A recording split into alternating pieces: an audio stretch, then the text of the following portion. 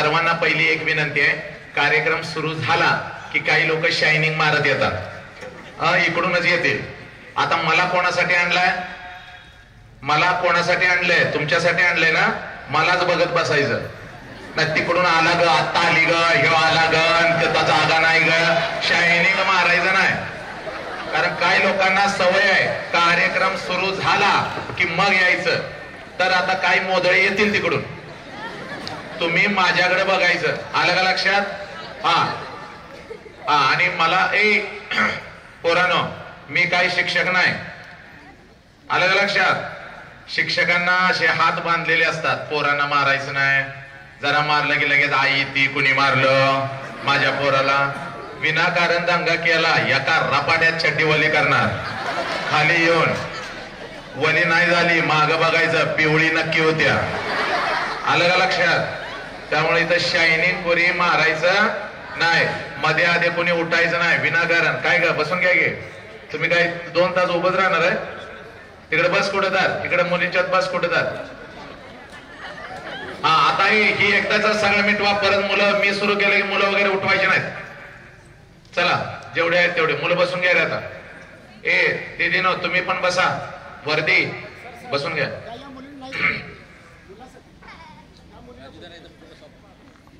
निर्भीड जगण्याचा सोनेरी किरण पसरविणारी, विजापूरच्या तख्तासमोर निमुटपणे झुकणाऱ्या नमणाऱ्या बेलगाम सरंजामदारांच्या बेबंदशाही विरुद्ध आवाज उठवणारे, सरंजामशाही कुलवंश परंपरा यांना नाकारून बहुजनांच्या अस्तित्वाचा झेंडा फडकवणारे, कल्याणच्या मोल्लायमेत सुभेदाराची सून किंवा बेलवाडीच्या पाटलाची कन्या यांना मातृस्थानी लेखणारे, 17व्या शतकात सरंजामशाही विरोधात वादळ उभे करणारे, जनतेला बलिदानाची प्रेरणा देऊन बहुजनांचं स्वराज्य उभे करणारे, महान रचनात्मक प्रतिभेचा रणपुरुष, समर्पणशीलतेचे प्रतिकारी प्रतीक, मातृभूमीचे असीम उपासक, सूर्यकुलातील सर्वश्रेष्ठ पुरुष, क्रांती पथकावरील सर्वश्रेष्ठ यात्रिक, रणशीलतेचे मानदंड, स्वराज्याचे संस्थापक, शककर्ते, युग प्रवर्तक छत्रपती शिवाजी महाराज. संपूर्ण स्वराज्याचे ज्ञानपीठ, विचारपीठ, प्रेरणापीठ म्हणजे माँसाहेब जिजाऊ. स्वराज्याचे स्वप्न पाहून ते छत्रपती शिवाजी महाराज यांच्या मनावरती कोरणारे आमचे आबासाहेब म्हणजे शहाजीराजे भोसले. बुद्धिमान, पराक्रमी, अभ्यासू, जिज्ञासू, चारित्र्य संपन्न आणि छत्रपती शिवाजी महाराज यांनी तयार केलेले शिवराज्य, शिवनीती आणि शिवधर्माच्या रक्षणासाठी अखेरपर्यंत लढणारे आमचे शंभूराजे. शिक्षणाची ज्ञानगंगा जनसामान्यांच्या घरापर्यंत, गोरगरिबांच्या हृदयापर्यंत पोहोचवणारे आमचे महात्मा ज्योतिराव फुले, क्रांतीज्योती सावित्रीबाई. कमवानी शिका, कमवानी शिका हा महामंत्र मुलांच्या मनामध्ये रुजवून त्यांच्यातला माणूस जागे करणारे आमचे कर्मवीर भाऊराव पाटील. माऊमेणा होणे आम्ही विष्णुदास, माऊमेणा होणे आम्ही विष्णुदास, कठीण वज्रास भेदवायचे, भले तर देव कासेची लंगोटी, नाटाळाचे माती हनुकाठी. हा क्रांतिकारक विचार संपूर्ण विश्वाला देणारे जगद्गुरु संत तुकोबाराया. हातामध्ये झाडू घेऊन, हातामध्ये झाडू घेऊन स्वच्छतेचा महामंत्र देत माणसांचे अंतर्मने स्वच्छ करणारे आमचे संत गाडगे बाबा आणि आपल्या लेखणीच्या जोरावरती संपूर्ण विश्वाला मानवता, समता, बंधुत्वता हा महामंत्र देणारे विश्वरत्न डॉक्टर बाबासाहेब आंबेडकर यांना विनम्र अभिवादन करून एक मुखाने आपण सर्वजण बोलो, बोला भारत माता की जय, छत्रपती शिवाजी महाराज की बोला, श्रीमंत धर्मवीर संभाजी महाराज की. चला, व्याख्यानाची सुरुवात अतिशय सुंदर झालेली आहे, पण एक गोष्ट मी आपणास सांगू इच्छितो, कृतज्ञता. कृतज्ञतेचा अर्थ असा आहे, ज्या ज्या लोकांनी आमच्यासाठी काहीतरी केलं त्यांच्यासाठी आम्ही काय केलं. ज्या आईने मला जन्म दिला, ज्या बापाने मला जन्म दिला, ज्या मातीमध्ये मी वाढलो, ज्या राष्ट्राचं नाव मी घेतो त्या राष्ट्रासाठी मी काय केलं, जन्म दिलेल्या आईसाठी काय केलं आणि जन्म दिलेल्या बापासाठी काय केलं. ज्या मातीमध्ये मी वाढलो, ज्या मातीमध्ये मी खेळलो, ज्या मातीमध्ये मी मोठा झालो, संस्काराने घडलो, त्या मातीसाठी मी काय केलं. लक्षात घ्या, याला कृतज्ञता म्हणतात. व्याख्यानाच्या सुरुवातीलाच मी नाव घेतलं छत्रपती शिवाजी राजांचं, मी नाव घेतलं माझ्या आऊ जिजाऊचं, मी नाव घेतलं महात्मा ज्योतिराव फुलेंचं, फुलेंचं, क्रांतिज्योती सावित्रीबाईंचं, शाहू महाराजांचं, मी नाव घेतलं भगतसिंगांचं. लक्षात घ्या मातानो, बंधूनो, पालकांनो, माझ्या लेकरांनो, ज्यांची मी नावं घेतली त्यांनी काय केलं तुमच्या आमच्यासाठी. ज्यांची नावं मी घेतली त्यांनी लक्षात घ्या त्याच्या स्वतःच्या चार भिंतीचा संसार केला नाही तर अखंड राष्ट्राचा संसार केला. म्हणून तुम्ही आम्ही इथं ताट मानानं बसलेलो आहोत. लक्षात घ्या तुमचे आमचे कुटुंब आज आनंदात आहेत तर या महात्म्यांनी जे बलिदान केलं, या क्रांतिकारकांनी, शूरवीरांनी, लक्षात घ्या या समाज सुधारकांनी जे रक्ताचा आणि विचाराचा अभिषेक या मातीमध्ये घातला, त्यामुळे तुम्ही आम्ही इथं ताट बसलेलो आहोत आणि तुमची लेकरं अगदी आनंदात शिकतात. लक्षात घ्या कोणामुळं तर माझ्या छत्रपती शिवाजी राजांच्या स्वराज्यामुळं, आणि ज्या स्वराज्याला बांधलं घटनेमध्ये ते विश्वरत्न डॉक्टर बाबासाहेब आंबेडकर यांच्यामुळं. तर आणि म्हणून ज्या वेळेला आमच्या कानावरती यांची नावं येतील आमचं रक्त उसळलं पाहिजे. यांचा जय जयकार कसा झाला पाहिजे. भगवंताने आम्हाला सुंदर दोन हात दिलेले आहेत. दोन्ही हाताच्या मुठी एकवटायच्या, खांद्याजवळ ठेवायच्या आणि जय जयकार जोरात करायचा. चला सगळ्यांनी हात घ्या. सगळे ए पालक काय साखरपुडा आहे काय माझा? नटून थटून तांदूळ टाकताय दुसरे रस्त्यावरची काय तुम्ही काय माझं जावं आहे काय रे? आपल्या जिभेवर वाचसिद्धी आहे. वाचसिद्धीचा अर्थ असा आहे एखाद्याला जर मी आशीर्वाद दिला तुझं कल्याण होणार, त्याच्या आयुष्याचं कल्याणच होतंय. लक्षात घ्या त्याच्या आयुष्यामध्ये आनंद येतो. एकदा का माझा हात पडला. ही नाण्याची एक बाजू आहे आणि नाण्याची दुसरी बाजू अशी आहे, जर रागात मी जर एखाद्याला शाप दिला, लागला 100% शाप लागला. आणि आजचा शाप आता असा आहे, ऐका मातानो, जो कोणी अंतरंगापासून जय म्हणणार नाही अर्ध्या तासात त्याच्या छातीत दुखायला लागेल. अर्धा तास, पाऊण तासात ते घामानं भिजल. एका तासात डॉक्टर म्हणतील ह्याचा काय उपयोग नाही, घरला घेऊन जावा. मला मिळालेला गुच्छ त्याला घालणार, शाल घालणार, नमस्कार करून पुढच्या कार्यक्रमाला मी निघून जाणार. उद्याचा दिवस ते बघत नाही. बघ काय वटवागळासारखं कोणी बसायचं नाही माझ्या समोर, असं तांड करून आनंदात बसायचं. आलं का लक्षात? आणि जो मोबाईलवर बोलल माझं व्याख्यान सुरू असताना 15 मिनिटात त्याचा कार्यक्रम आवरला. घरीच जात नाही, ते इथंच उलटून पडतंय. तू बघ मागच्या महिन्यात 9 घालवल्यात. 9 या महिन्याची सुरुवात झाली नाही ती इथं आम्ही पासून होऊ नये, इथून होऊ नये. आलं का लक्षात? मोदळ्यानं मला माहित आहे. आणि अर्ध्या तासात घरनं फोन येणार आहे, अगं कुठायच काय, अजून आली नाहीस, काय करतात काय? त्याचा फोन उचलायचा नाही, मेलं तरी चालतंय ते. आणि तू जर त्याचा फोन उचलला पडले, लय डेंजर माणूस आहे आपण. तू आवाज वाढवलं, तू आवाजाला भिवू नको. तू बायकोच्या टेन्शन मध्ये तिथं काय करू नको.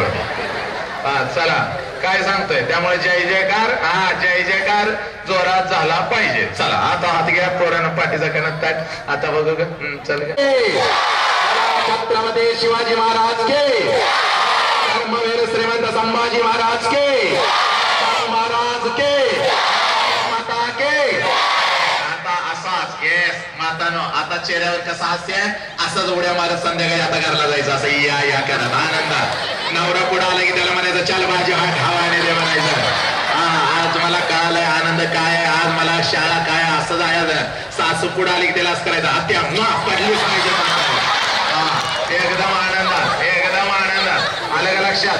कारण पोरं ज्या वेळेला 5 वाजता शाळा सुटल्यानंतर घरी येतात ना, त्यावेळेला तुमचा चेहरा म्हणजे असा वय असतंय, काय आलास का इकडे बघा काय चालू. ते पोरग म्हणतंय शाळा उगाच सुट. आलं का लक्षात? त्यामुळं घरातली माता अगोदर आनंदी पाहिजे, टनाटन. तो आनंदी नाही कसं का?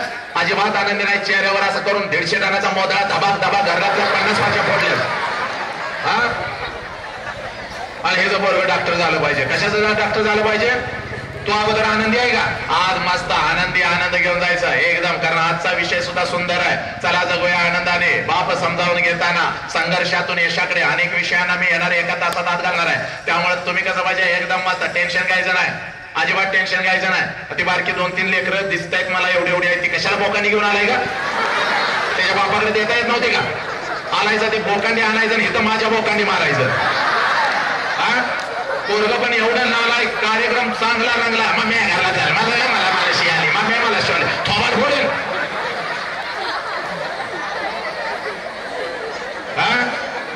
मागच्या कार्यक्रमात एक लहान गटातलं पुढे बसलं होतं, आईच्या मांडीवर. आईला सारखं म्हणते, मम्मी मम्मी ते माणूस आपल्या बॉब सारखं दिसतंय, मम्मी मम्मी ते माणूस आपल्या बॉब सारखं दिसतंय. मला वाटलं ह्याच्या घरात माझ्यासारखं कोण तर आहे, तर त्याची आई म्हणते, अगं बसा, बॉब्स आमच्या कुत्र्याचं नाव आहे. परवाच्या कार्यक्रमात खुर्चीवर उभा होतो, 2500 पोरं होते आणि ते मॅडमने एक पहिलीची पोरं आणून मागं बसवली होते. त्यातलं एक खुर्ची खाली येऊन बसलं होतं आणि खुर्ची खालनं मला म्हणते, साहेब मागणं पॅट फाटल्या तुमची.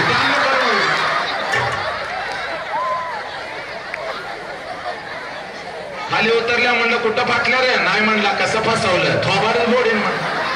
कसं फसवलं? हा, अशा अनेक संकटातून मी इथं आलोय. हा मग अरे पोरानं, असं तुम्हाला बघतो ना, मला माझ्या शाळेतले, अरे पोरं कशी का बसवली मी एका मिनिटात? घरात तुम्हाला का बसतात का मातानो? हा, संस्कार लावणार म्हणून तुम्ही ऐका जरा, घरात पोरं कशी करतात? हा, कारण तुम्हीच कसं आहे, 7:30 झाले की स्वयंपाकाला सुरू तुमचं. बरं, नुसता स्वयंपाक करतेस का नाही? इकडे मालिका पण सुरू आहे, माझा रंग वेगळा आणि हिचा रंग पिवळा. मालिकेचे नाव तर काय आहेत बघा, माझा रंग वेगळा, हिचा रंग पिवळा आणि तिचा रंग निळा. अनेक मालिका चालू आहे, आई कुठं काय करते, त्यात कुणाचं लग्न कोणावर की तुला हेच कळणार झालंय. काय मरायचंय, बोंबलायचंय, आणि ती इकडे स्वयंपाक करते, मालिका बघते, इकडे मेसेज पाठवते मैत्रिणीला.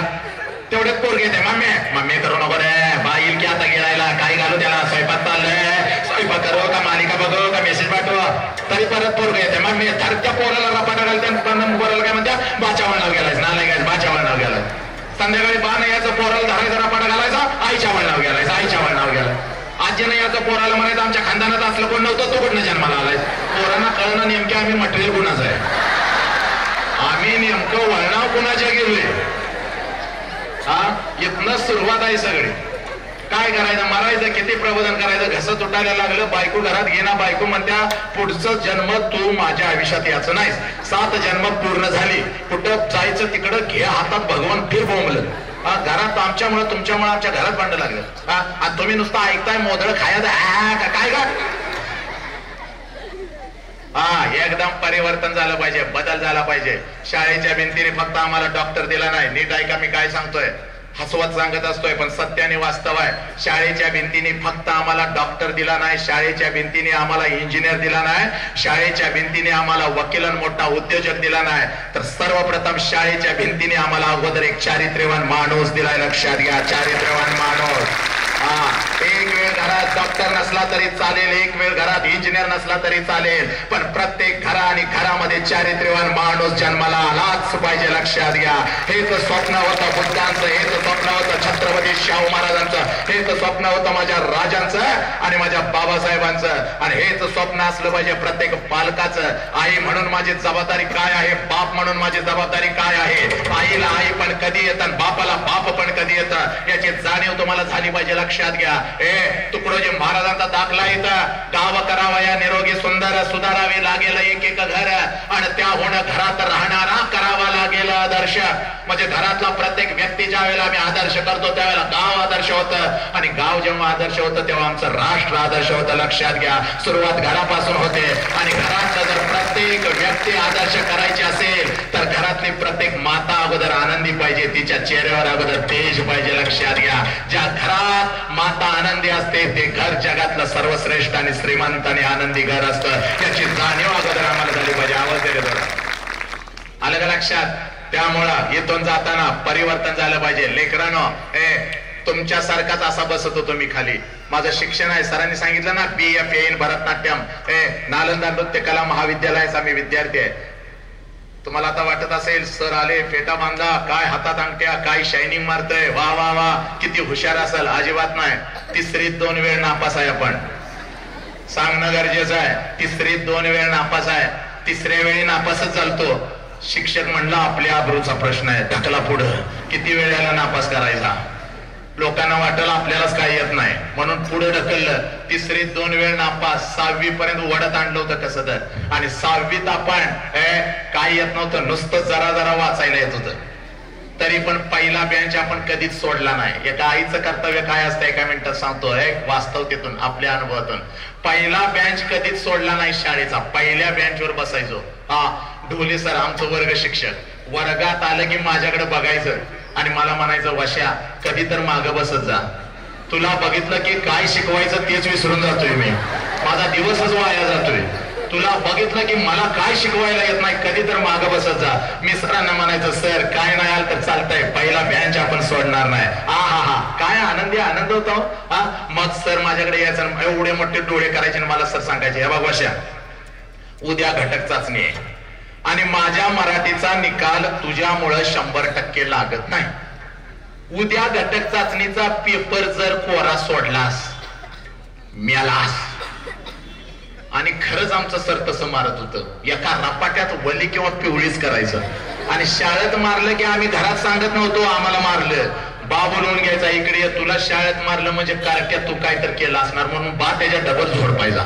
म्हणून आम्ही वडिलांनाच सांगत नव्हतो मारलेलं, गप आपला मार खाऊन गप घरात बसायचं. डोले सर मला म्हणले, उद्या मराठीचा पेपर आहे वश्या, जर का पेपर कोरा सोडलास मेलास, लेकाच्या लय मारणार, कुत्र्यागत मारणार. मग दुसऱ्या दिवशी पेपर हातात आला, डोकं माझं असं नुसतं दुखायला लागलं, लिहायचं काहीच येत नव्हतं, पण डोक्यात एकच होतं, ढोले सर काय म्हणल्या, पेपर कोरा सोडायचा नाही. म्हणलं बर ठीक आहे. मग प्रश्नपत्रिका हातात आली, त्यातच उत्तर लिहायचं, त्यातच प्रश्न असायचा. आणि मग पेपर हातात आल्यावर माझ्या डोक्यात एकच, पेपर कोरा सोडायचा नाही. पेपर असा बघितला, संस्थेच्या नावाच्या वरती जी कोरी जागा असत्या तिथनं पेपर लिहायला सुरुवात केली मी. म्हणलं पेपर कोरा सोडायचा नाही, निळाच केला पाहिजे, म्हणलं जागा कुठं शिल्लक ठेवायची नाही. वरनं लिहायला सुरुवात केली, पाठपुढ असा पेपर निळा केला, ढोले सर चक्कर येऊन पडलं, वशा एवढं लिहायला काय लागलंय. सराकडे बघायचं लिहायला सुरुवात करायची, सराकडे बघायचं लिहायला सुरुवात करायची. सरानं 2-3 लिटर पाणी एका तासात पिलं आणि सर म्हणतोय, वशा एवढं लिहायला काय लागलाय. म्हणलं काळजी करू नका, पेपर कोरा सोडत नाही, म्हणलं तुम्ही घेऊ नका.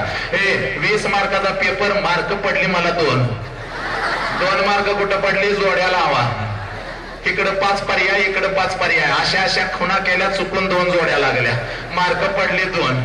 आमच्या वर्गात एक सुजाता शिंदे नावाची पोरगी होती, लय हुशार, तिला मार्क पडले 20 पैकी 18. सरांना हातात काठी घेतली, तिला काठीनं मारत सर म्हणतात, काय उपयोग आहे 18 मार्क पडून, 2 मार्काचं कोरं कशाला सोडलेस, त्या वशाचा पेपर बघ, 2 मार्क पडल्यात पण पेपर कसा भरला आहे. तेव्हा मला कळालं, आयुष्यामध्ये मार्क कमी असले तर चालतात पण आत्मविश्वास पाहिजे. ज्या पोराकडे आत्मविश्वास, त्या पोराला यशाचा झेंडा काढला, लक्षात घ्या. नाही नो वडिलांनो लक्षात ठेवा, आपल्या पोराला 2 मार्क कमी पडलं तर चालतात पण त्याच्या अंतरंगामध्ये निष्ठा, त्याच्या अंतरंगामध्ये संघर्ष पेरा, त्याच्या अंतरंगामध्ये आत्मविश्वास पेरा. 2 मार्क पडलेली होती पण आत्मविश्वास बुलंद होता. दुसऱ्या दिवशी सर सगळं पेपर तपासून घेऊन आलं. उन्हाळ्याचा दिवस होतं, घामानं आम्ही भिजत होतो आणि सर स्वेटर घालून आलं होतं आणि स्वेटर घालून आले आणि हातात पेपराचा गट्टा. पहिल्या बेंचवर मी होतो. सरांना म्हटलं, सर काय आजारी पडलाय काय. सर मला म्हणते, वश्या तू बरा, तुला 2 मार्क तर पडल्यात. त्या सध्याचा पेपर तपासत होतो, जी थंडी भरून आल्या, रात्रभर थंडी गेली नाही, सकाळी तापानं फणफणत होतो. देसाई डॉक्टरकडे गेलो, डॉक्टरनं 2 इंजेक्शन इकडे ठोकले, अजून काय तापन थंडी गेली नाही. डॉक्टर म्हणलं, बाहेरचं काय खाल्लंय काय. मी डॉक्टरांना म्हणालो, खाऊन नाही ताप आला, सध्याचा पेपर तपासताना ताप आलाय. सध्यानं पेपरात काय लिहिलं हे देसाई डॉक्टरला मी सांगितलं, तेव्हापासून देसाई डॉक्टरच आजारी पडले म्हणले. एवढं खतरनाक सध्यानं लिहिलं, सध्यानं एवढं खतरनाक लिहिलं, आजपर्यंत कुठलंच विद्यापीठ गुरुवार यांना ऐका, आजपर्यंत कुठलंच विद्यापीठ त्याचं विश्लेषण करू शकलं नाही. तर सध्यानं पेपरात काय लिहिलं, आम्हाला त्यावेळेला एक वाक्यप्रचार आलता, वाक्यप्रचाराचा अर्थ सांगून वाक्यात उपयोग करा आणि वाक्यप्रचार होता रसा तळाला जाणे म्हणजे काय. आता आपल्याला माहित आहे रसा तळाला जाणे म्हणजे नष्ट होणे, उद्ध्वस्त होणे, अस्तित्व संपणे. पण सदानं त्या काळात लिहिलं, त्याला तोड नव्हती. सदानं लिहिलं, रसा तळाला जाणे म्हणजे काय, तर सदा लिहितो, रसा तळाला जाणे म्हणजे मटण वरती येणे.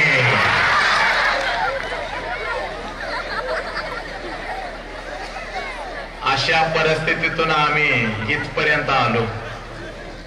पण आमच्या अंतरंगामध्ये लय आत्मविश्वास होता. मातानो ऐक, पोरग कसं पाहिजे. एका मिनिटात तुला सांगतो बघ, आई म्हणून इथं बसलेली आहेस, बाप म्हणून इथं बसलेला आहेस.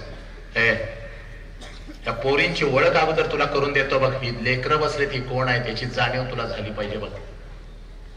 शाळेच्या 4 भिंतीमधून आम्हाला माणूस घडवायचा आहे ना, तर माणूस म्हणजे नेमकं काय असतो, माणूस घडतो कुठं याची जाणीव तुला एका मिनिटात करून देतो बघ. आईला आई पण कधी येत आणि बापाला बाप पण कधी येत. अखंड महाराष्ट्रच नाही तर भारतभर सांगतोय. कोण आहे तुझ्या मांडीवरती 9 महिने 9 दिवस उदरामध्ये ठेवून तू कोणाला जन्म दिलास याची जाणीव अगोदर तुला पाहिजे. पोरीनो ऐका का, 8वीला असाल, 9वीला असाल, 10वीला असाल, 11वीला असाल, 12वीला असाल, पोरे तू कोण आहेस? 9 महिने 9 दिवस तुझ्या आईने तुला पोटामध्ये ठेवलं, उदरामध्ये ठेवलं. 9 महिन्यानंतर तुला जन्म दिला. हातामध्ये तू ज्या वेळेला आलीस त्यावेळेला टप करून तुझ्या आईच्या डोळ्यामध्ये पाणी आलं, कारण तुझा जन्म झाला ना, आईला आई पण आलं होतं बघ. ती एक आई झाली होती तुझ्या जन्मामुळे, लक्षात घे. आणि त्या आईनं तुला एक नाव दिलं. तुझ्या नावाच्या पुढे बापाचं नाव लागलं, बापाच्या नावापुढे खानदानाचं नाव लागलं. आणि पोरे आयुष्यभर ही ओळख घेऊन तू फिरायला लागलीस बघ. पण ऐक, या नावाच्या पुढे ही अजून एक तुझी ओळख आहे. ती ओळख कदाचित 21व्या शतकामध्ये आम्ही विसरत आहोत. आणि म्हणूनच लक्षात घे, हत्तीसारख्या बापाला वाघिणीसारख्या आईला आज मान खाली घालावी लागते. का घालावी लागते? कारण पोरग मोठं झालं, मार्कांचा ठीक रचला, पदव्यांचा ठीक रचला, पण पोराच्या अंतरंगामधला माणूस जागा झाला नाही बघ. आणि म्हणून तुला सांगतोय पोरी, तुझी ओळख काय आहे एका मिनिटामध्ये लक्षात ठेव. मातीमध्ये आलोय ना या कोल्हापूरच्या कागलच्या, तर ऐक पोरी, बघ 5 लाखाचं सैन्य घेऊन औरंगजेब या स्वराज्यावरती चालून आला होता बघ. 5 लाखाचं सैन्य घेऊन औरंगजेब या स्वराज्यावरती चालून आला होता. छत्रपती शिवाजी राजे निघून गेले बघ. संभाजी राजांचं बलिदान झालं होतं बघ. आणि राजाराम महाराज सुद्धा आम्हाला सोडून निघून गेले होते. आणि त्यावेळेला औरंगजेबाला वाटलं, 5 लाखाचं सैन्य घेऊन आलेले औरंगजेबाला वाटलं आता हे स्वराज्य माझं आहे, हे स्वराज्य माझं आहे. पण नाही का, एक रणचंडिका उठली, हातामध्ये तलवार घेतली.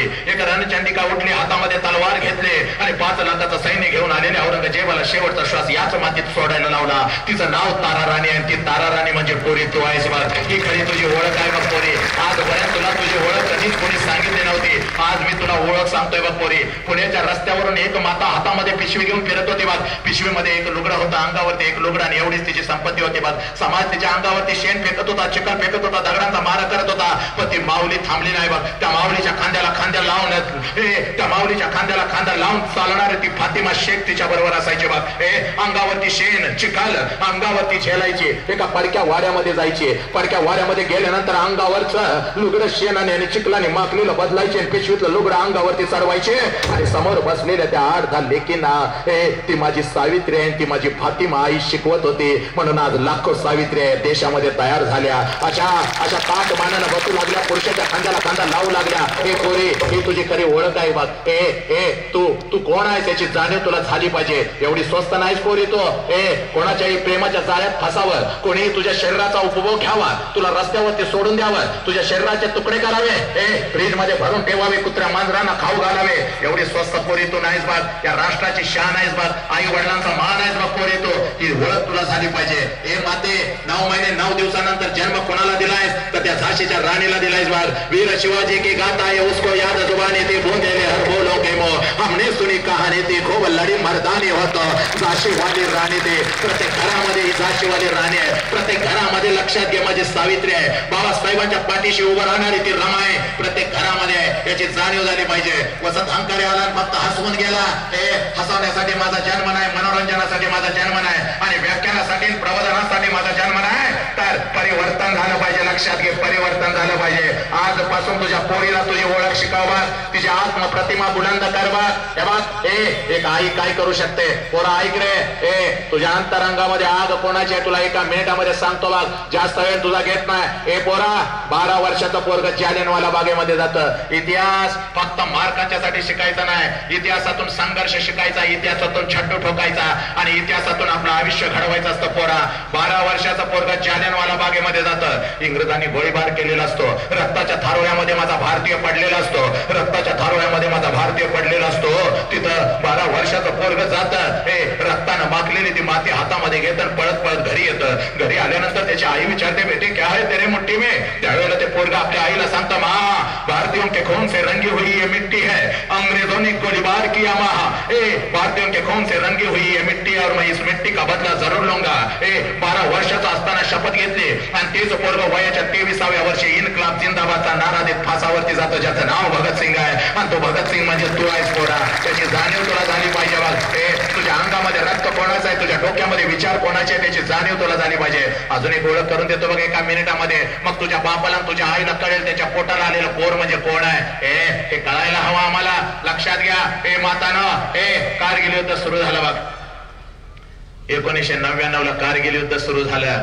पाकिस्ताननं आमच्यावरती हमला केला, पाकिस्ताननं आमच्यावरती हमला केला, कारगिल युद्ध सुरू झालं आणि सुट्टीला आलेला जवान युद्धभूमीकडे धावू लागला, सुट्टीला आलेला जवान युद्धभूमीकडे धावू लागला आणि एक जवान युद्धभूमीकडे निघत होता. आई समोर आली, कडकडून आपल्या लेकराला मिठी मारली आणि आपल्या लेकराला म्हणते, बेटे मुझे मालूम है, बेटे मुझे मालूम है, जंग शुरू हो गई है, पाकिस्तान ने हमारे ऊपर हमला किया है और तुम्हें तो जाना होगा बेटे, तुम्हें तो जाना होगा, मुझे मालूम है, लेकिन बेटे बेटे जैसे ही जंग खत्म हो जाएगी, बेटे बेटे जैसे ही जंग खत्म हो जाएगी तुम घर जरूर वापस आना बेटे, जैसे ही जंग खत्म हो जाएगी तुम घर जरूर वापस आना बेटे, एक माँ तुम्हारा इंतजार कर रही है. त्यावेळेला ते पोरगा आपल्या आईला कडकडून मिठी मारता, आईच्या डोळ्यातले अश्रू पुसताना आपल्या आईला म्हणता, माँ जरूर वापस आऊंगा, माँ जरूर वापस आऊंगा, एक तो इस देश का तिरंगा लहरा कर आऊंगा या उसी तिरंगा में लपेट कर आऊंगा, लेकिन घर जरूर वापस आऊंगा. कारगिल युद्धातलं दुसरं बलिदान कॅप्टन विक्रम बत्रा, म्हणजे तू आहेस पोरा, तू छत्रपती शिवाजी राजा आहेस, तू संभाजी राजा आहेस लक्षात घे, तू टिळक आगरकर आहेस, तू गांधीजी आहेस लक्षात घे, तू क्रांतिसिंह नाना पाटील आहेस. हे पोरा ही आपली ओळख आहे, तुझा बाप म्हणजे एक वाघ आहे. आता लय एका मिनिटामध्ये आपली ओळख समजावून घ्यायची ना आयुष्यभर काळजामध्ये फिरून ठेवायची. तुझा बाप म्हणजे एक वाघ आहे, तुझी आई म्हणजे एक वाघीण आहे. तुझा बाप म्हणजे एक वाघ आहे, तुझी आई म्हणजे एक वाघीण आहे आणि एका वाघानं एका वाघिणीनं तुझ्यासारख्या वाघाला वाघिणीला जन्म दिलेला आहे. पोरी तू एक वाघीण आहेस बाग, पोरा तू एक वाघ आहेस बाग आणि बापाचा शेवटचा श्वास बापाचा शेवटचा श्वास एका वाघासारखाच गेला पाहिजे आणि आईचा शेवटचा श्वास एका वाघिणीसारखाच गेला पाहिजे. त्याची सगळी जिम्मेदारी पोरानं तुमच्या खांद्यावरती आहे. म्हणून हा वसंत अंकारे आज तुमच्या समोर उभा राहिला आहे. मातानो ऐका ग, एक आई काय करू शकते, एक आई काय करू शकते याचं ज्वलंत उदाहरण तुझ्या समोर ठेवतो बघ. एक आई काय करू शकते याचं ज्वलंत उदाहरण माझा छत्रपती शिवाजी राजा जिजाऊच्या मांडीवर खेळत होता. ऐक, एका मिनिटामध्ये सांगतो आई काय असते, बाप काय असतो. छत्रपती शिवाजी राजा कोणाच्या पोटी जन्माला आला? संस्कार कधी शब्दाने लागत नाहीत का? संस्कार कधी शब्दाने लागत नाहीत, तर संस्कारांची प्रतिकृती तयार करावी लागते आणि लेकरांच्या काळजामध्ये पेरावी लागते. छत्रपती शिवाजी राजा कोणाच्या पोटी जन्माला आला? दानवीर, दयावीर, धर्मवीर, युद्धवीर, महान ओजस्वी तेजस्वी, राजनीती जाणकार, महावीर, महाबाहू, महाबली, बलियातुल बली, सुलक्षणी, वाऱ्याप्रमाणे वेगवान, गरुडासारखी नजर, दाक्षिणात्य शाहवर्मा, क्षत्रिय शहाजीराजे भोसले यांच्या पोटी आलेलं जन्माला आलेलं हे रत्न म्हणजे छत्रपती शिवाजी राजा. आऊजी जाऊ काय होती माझी शील सत्यप्रियता शस्त्रप्रयोग ऐक, शील सत्यप्रियता शस्त्रप्रयोग, स्वराज्य स्वप्न, विजयकांक्षा, विजय लक्षणा, विजय वर्धिनी, विजयांना बळ देणारी प्रेरिका, वाक चातुर्य, गांभीर्य, दक्षता, मनधैर्य, निर्भयता, कुलकन्या, कुलेधन्य, महितान्वय, जगदंबा, आदिशक्ती, राष्ट्रमाता जिजाऊ यांच्या पोटी आलेलं हे रत्न होतं. पोरग जर घडवायचं असेल तर अगोदर आई तशी पाहिजे, पोरग जर घडवायचं असेल तर बाप तसा पाहिजे. पोरामध्ये जर संस्कार उतरवायचे असेल तर बापाचे संस्कार आणि बापाचं वर्तणूक तशी पाहिजे ना आईचे संस्कार आणि आईची वर्तणूक तशी पाहिजे. त्याशिवाय पोरग कसं घडणार का? पोरग कसं घडणार? आई माझ्या आऊ जिजाऊच्या मांडीवर माझा छत्रपती शिवाजी राजा खेळत होता. जास्त वेळ तुझ्या आयुष्याचा घेत नाही, पण सांगणं काळाची गरज आहे म्हणून तुला सांगतोय बघ. हे बघ, आणि त्यावेळेला राजाच्या गालावरून हात फिरवत माझी आऊ जिजाऊ, राजाच्या गालावरून हात फिरवत माझी आऊ जिजाऊ राजाला म्हणत होते, राज राज राज स्वराज्य उभं करा, राज स्वराज्य उभं करा, राज पण आपलं स्वराज्य उभं करा, राज स्वराज्य उभं करा पण आपलं स्वराज्य उभं करा. त्यावेळेला माझा छत्रपती शिवाजी राजा आऊ जिजाऊंच्या मांडीवर बसून आऊ जिजाऊंच्या नजरेमध्ये नजर घालून माझा छत्रपती शिवाजी राजा आपल्या आईला विचारतो, आऊ साहेब स्वराज्य तर नक्कीच उभं करू आम्ही, आऊ साहेब स्वराज्य तर नक्कीच उभं करू आम्ही, आऊ साहेब. आऊ साहेब आमच्या रक्ताच्या प्रत्येक थेंबामध्ये आपण संघर्ष पेरलेला आहे, आमच्या रक्ताच्या प्रत्येक थेंबामध्ये आपण गरिबी कावा पेरलेला आहे, आमच्या रक्ताच्या प्रत्येक थेंबामध्ये आऊ साहेब आपण राजकारण पेरलेलं आहे. स्वराज्य तर नक्कीच उभं करू आऊ साहेब, पण आपल्या स्वराज्याचा अर्थ आम्हाला समजावून सांगावा, आपल्या स्वराज्याचा अर्थ आम्हाला समजावून सांगावा. त्यावेळेला त्यावेळेला माझे आऊ जिजाऊ राजांच्या गालावर हात फिरवत म्हणते, राज तेच आपलं स्वराज्य असू शकतं, राज तेच आपलं स्वराज्य असू शकतं. ज्या स्वराज्यातली प्रत्येक स्त्री सुरक्षित असते तेच आपलं स्वराज्य असू शकतं. राज स्वराज्य उभं करा पण स्वराज्यातल्या प्रत्येक स्त्रीला अगोदर सुरक्षित करा. स्वराज्य उभं करा पण स्वराज्यातल्या प्रत्येक घरातल्या स्त्रीला अगोदर संरक्षण द्या, सुरक्षित करा, आनंदित ठेवा. आणि मातानं ऐका, आईनं पेरलेला एक संस्कार होता, एक छोटा संस्कार आईनं पेरलेला होता आणि त्या संस्काराचा वटवृक्ष तयार झाला. त्या संस्काराचा वटवृक्ष तयार झाला. जगातला एकमेव राजा, जगातला एकमेव राजा छत्रपती शिवाजी राजा, ज्या राजानं स्वराज्यातल्या स्त्रियांना तर आया बहिणीचा दर्जा दिलाच. ऐका ग, ज्या राजानं स्वराज्यातल्या स्त्रियांना तर आया बहिणीचा दर्जा दिलाच, पण शत्रूंच्या स्त्रियांना आया बहिणीचा दर्जा देणारा जगातला एकमेव राजा, ज्याचं नाव छत्रपती शिवाजी राजा. एका आईनं घडवला बघ, एका आईनं घडवला. मग ती ताकद तुझ्यामध्ये आहे का?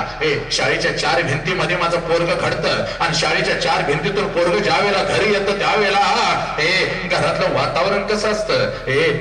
तू विचार कर बघ माते. एक छत्रपती शिवाजी राजा घडवला आणि स्वराज्य घडलं बघ. आणि स्वराज्यातल्या प्रत्येक स्त्रीला आहे सुरक्षित माझ्या राजाने केलं. तिने सांज होती बघ, अशीच वेळ होती बघ, सूर्य मावळतीला गेलेला होता. आई म्हणून काय करावं लागेल आणि बाप म्हणून काय करावं लागेल. आणि पोरानो, आई बापाच्या पोटी जन्म घेतला, पुत्र व्हावा आईचा गुंडा, ज्याचा तिन्ही लोकी झेंडा. पोरानो, तुम्हाला काय करावं लागेल? लक्षात घ्या रे, पुस्तकातले हे बोल नाहीत, अनुभवाचे हे बोल आहेत. प्रत्येक माणसाच्या अंतरंग वाचलेला आहे आणि अंतरंग वाचून तयार केलेल्या पुस्तकातून तुम्हाला हे सगळं सांगत आहे. लक्षात घ्या. 20 वर्ष या विचार मंचाची मी सेवा केलेली आहे. आई तरी सांज झालेली होती, सूर्य मावळतीला चाललेला होता आणि 4 वर्षाचं लेकरू मातीमध्ये खेळत होतं बघ.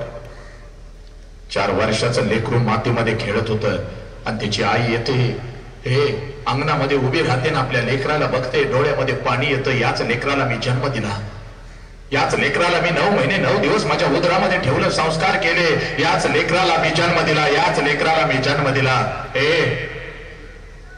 पोरग खेळत असत. ती माऊली एक आवाज देते, बाळा बाळा बाळा, बाळा बाळा म्हणून आवाज दिल्यानंतर लेकरू पळत पळत येतं बघ. बाळा म्हणून आवाज दिल्यानंतर लेकरू पळत पळत आपल्या आई जवळ येतं आणि आईला म्हणतो, आई बोलवलंस का ग मला? त्यावेळेला ती माता आपल्या लेकराला जवळ घेते आणि आपल्या लेकराला म्हणते, हो बाळा बोलवलं मी तुला. सूर्य मावळतीला निघालेला आहे, संधी प्रकाश पडत आहे. बाळा तिने सांज होत आहे, मला देवपूजेला बसायचं आहे, देवासमोर पणती लावायची आहे, अगरबत्ती लावायची आहे. बाळा जा, बाळा देवपूजेला मला बसायचं आहे. जा, पळत पळत आपल्या बागेमध्ये जा, पळत पळत आपल्या बागेमध्ये जा आणि बागेतली थोडीशी फुलं घेऊन ये बाळा. जा बाळा, पळत पळत पळत पळत बागेमध्ये जा आणि बागेतली थोडीशी फुलं घेऊन ये. लेकरू पळत पळत जातं बघ माते, बागेमध्ये जातं बघ माते. लेकरू पळत पळत जातं, बागेमध्ये जातं आणि बागेतली चांगली चांगली फुलं तोडत असतं. बागेतली चांगली चांगली फुलं तोडत असतं, ओंजळ भरत असतं बघ. माते, बागेतली चांगली चांगली फुलं तोडत असतं, ओंजळ भरत असतं. ओंजळ भरत. आई बघत असते आपल्या लेकराकडे, लेकरू काय करतंय. आई बघत असते आपल्या लेकराकडे, लेकरू काय करतंय. लेकरू ओंजळ भरत पळत पळत आपल्या आई जवळ येतं आणि आईला म्हणतं, आई ही घे फुलं आई. त्यावेळेला त्या माऊलीचा ऊर भरून येतो, माऊलीचा ऊर भरून येतो. ती माऊली आपल्या लेकराला म्हणते, जा बाळा तुझ्या हाताने देवघरामध्ये ठेव, जा तुझ्या हाताने देवघरामध्ये ठेव. लेकरू एकदा आईकडे बघतं, एकदा आपल्या ओंजळीकडे बघतं. लेकरू एकदा आपल्या आईकडे बघतं, एकदा आपल्या ओंजळीकडे बघतं आणि लेकरू आपल्या आईला म्हणतं, आई कसं जाऊ ग देवघरामध्ये? या आई, बागेमध्ये गेलो होतो, पायाला घाण लागली आई, पायाची घाण घेऊन देवघरामध्ये मी कसा जाऊ आई? पायाची घाण स्वच्छ करायला काहीतरी अंतर आई, पायाची घाण स्वच्छ करायला काहीतरी अंतर आई. त्यावेळेला त्या माऊलीचा ऊर भरून येतो. माऊली आपल्या लेकराला म्हणते, बाळा कशाला काहीतरी अंतर? मी माझा पदर अंतर देणार आहे. ती माऊली पदर काढते, लेकरासमोर टाकते. 4 वर्षाचं लेकरू टन करून पदरावरती उडी मारतं, पदराला आपलं पाय स्वच्छ करतं, पळत पळत देवघरामध्ये जातं. ती माऊली देवघरामध्ये जाते, आपल्या लेकराला कडकडून मिठी मारत लेकराच्या गालावर हात फिरवत म्हणते, बाळा बाळा पायाला घाण लागली म्हणून काहीतरी अंतर असं म्हणालास, पायाला घाण लागली म्हणून काहीतरी अंतर असं म्हणालास आणि मी तुझ्या समोर माझा पदर अंतरला आणि त्या पदराला तुझा पाय स्वच्छ करून तू देवघरामध्ये आलास. पण बाळा लक्षात ठेव, मोठेपणी जेव्हा तुझ्या मनाला घाण लागेल, मोठेपणी जेव्हा तुझ्या मनाला घाण लागेल, तेव्हा मनाची घाण स्वच्छ करायला मी तुझ्या समोर संस्कारांचा पदर अंतरलेला आहे. त्या संस्काराच्या पदराला तुझं मन स्वच्छ केल्याशिवाय एक पाऊली पुढे टाकू नकोस. आणि मातानं तेच पोरग मोठेपणी साने गुरुजी घडलं, लक्षात घ्या. आणि तेच ती श्यामची आई होती. मी माझ्या पोराला काय दिलं? मी माझ्या पोराला आयुष्यामध्ये वेळ दिला, मी माझ्या पोराला चांगली शाळा दिली, मी माझ्या पोराला कपडे दिले, मी माझ्या पोराला सगळं काय दिलं, पण माते या 21व्या शतकात आणि या विज्ञान युगामध्ये तू तुझ्या पोराला संस्काराचा पदर दिलायस का माते? संस्काराचा पदर दिलाय का माते? तुझा नवरा म्हणजे त्याचा बाप थकून आल्यानंतर अंतरुणावरती पडतो त्यावेळेला न सांगता पोरग कधी तुझ्या त्याच्या हातामध्ये तेल घेतं का? बापाच्या डोक्यावर टाकतं का? बापाचं डोकं दाबतं का? बापाचं पाय दाबतं का? बापाला मिठी मारतं का? हे माते तू दिलास का संस्काराचा पदर? जगातलं सगळ्यात सर्वश्रेष्ठ घर, श्रीमंत घर कोणतं लक्षात घे. 1 करोडचा बंगला, बंगल्या समोरची 50 लाखाची गाडी, तुझ्या अंगावरचं 50 तोळे सोनं म्हणजे तुझी श्रीमंती नाही. लक्षात घे, झोपडी असू दे झोपडी, पण ज्या घरातलं पोरग उठल्या उठल्या आपल्या आई बापाच्या पाया पडतं ते घर जगातलं सगळ्यात श्रीमंत असतं. बघ जगातला तोच बाप श्रीमंत असतो ज्याचं लेकरू त्याच्या पाया पडतं. हे मातानं डॉक्टर तयार केले, आम्ही इंजिनियर तयार केले, आम्ही वकील तयार केले, पण आम्ही माणूस तयार केला नाही. 21व्या शतकामध्ये आमचा तिरंगा चंद्रावरती फडकला, पण आज सुद्धा वृद्धाश्रम जिवंत आहेत. जन्म दिलेल्या आई बापाला आम्ही वृद्धाश्रमाचा रस्ता दाखवतो. काय मिळवलं आम्ही? पैसा फक्त तुम्ही कमावला, पैसा कमावला, ढेगभर सोनं आणि नाणं कमावलं, प्रसिद्धी कमावली, प्रतिष्ठा कमावली, पण माणूस पण तुम्हाला आलं नाही. लक्षात घ्या. म्हणून तुला सांगतोय बघ, पोराला 2 मार्क कमी पडले तर चालतील बघ. वेळ प्रसंगी पोराला ठोका द्यावा लागला तर चालेल बघ, पोराला मारावं लागलं तरी चालेल बघ, पण पोरग घडलं पाहिजे बघ. इकडे बघ, एका दगडाची मूर्ती बनवायची असेल तर छन्नी आणि हातोड्याने त्या दगडावरती घाव घालावा लागतो, नको असलेला भाग काढून टाकावा लागतो, तेव्हाच एक सुंदर मूर्ती घडते बघ. पोरग घडवायचं असेल तर त्याच्यावरती घाव टाकावाच लागेल बघ, नको असलेला भाग काढून टाकावा लागेल बघ. विनाकारण पोरांचं लाड करू नकोस. तुला अजून एक सांगतो बघ, पोरा ऐक रे, आपल्याला या आईने जन्म दिलाय, आपल्याला बापाने जन्म दिलाय. तुझं माझं कर्तव्य काय आहे हे कळणं तितकंच गरजेचं आहे बघ. ऐक पोरा, ऐक. हे बघ, माझ्या राजाचा राज्याभिषेक झाला होता. पोरानं ऐकाने, माझ्या राजाचा राज्याभिषेक झाला होता बघ. 32 मन सोन्याच्या सिंहासनावरती माझा राजा बसला होता. 32 मन सोन्याच्या सिंहासनावरती माझा राजा बसला होता बघ. हे बघ, डोक्यावरती जिरेटोप होता, कमरेला तलवार होती, भरजरी वस्त्र घालून महाराष्ट्राचा हा वाघ 32 मन सोन्याच्या सिंहासनावरती बसला होता. आणि समोरच्या सिंहासनावरती आऊ जिजाऊ बसली होती. समोरच्या सिंहासनावरती आऊ जिजाऊ बसली होती. आणि आपल्या राजाला बघत होती. राजाला बघत होती, माझा राजा, याच पोराला मी जन्म दिला, 9 महिने 9 दिवस उदरामध्ये ठेवलं, स्वतःच्या कर्तृत्वावरती संघर्ष करून हे पोरगे आज 32 मन सोन्याच्या सिंहासनावरती बसलं. शेकडो वर्ष आम्हाला स्वराज्य नव्हतं, आम्हाला राजा नव्हता, पण आज आम्हाला स्वराज्य मिळालं, स्वराज्याला राजा मिळाला. आऊ जिजाऊचा ऊर भरून आला. मोत्यासारखे अश्रू डोळ्यातून टपटप सिंहासनावरती कोसळू लागले. मोत्यासारखे अश्रू टपटप सिंहासनावर कोसळू लागले. आणि माझा राजा ज्या सिंहासनावरती बसलाय, त्या सिंहासनाच्या दिशेने आऊ जिजाऊ येऊ लागल्या. आऊ जिजाऊ आपल्या सिंहासनावरून उठल्या आणि राजांच्या दिशेने धावू लागल्या. त्या क्षणाला राजानं पाहिलं, आऊ साहेब काय करताय? तर आमच्या दिशेने येत आहेत. राजा उठला, पळत पळत पळत पळत आऊ साहेबांच्या जवळ आला, आपलं मस्तक आऊ साहेबांच्या चरणावरती टेकवलं.